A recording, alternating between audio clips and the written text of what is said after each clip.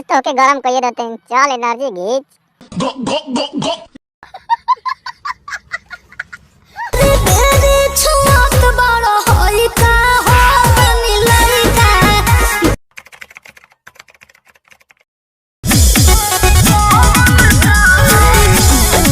अरे ए धनी तहरा ना लाज लगता, हड़बड़ में गड़बड़ मिजाज लागत। वेलू उठाइए के सड़िया ए जान, सुतल चाहता रू फेंक के टंगरिया ए जान।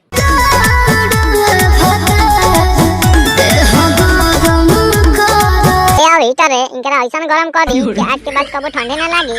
वैसे अभी पुआरा से काम चला लो, हीटर ऑर्डर करके मंगइले न बानी। चुप रह हम तो कैसे काम चली, का परेशानी बा साफ साफ बतावनु, तब तो हमके समझ में आई।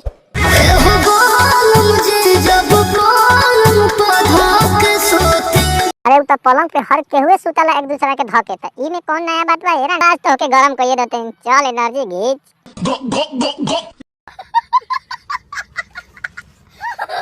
ये वीडियो सिर्फ मनोरंजन के लिए है, कृपया इस वीडियो को दिल बना लें तो हमारे चैनल को सब्सक्राइब करें और वीडियो को लाइक शेयर जरूर कर दिया करें। तो मिलते हैं अगले वीडियो में, तब के लिए टाटा बाय बाय।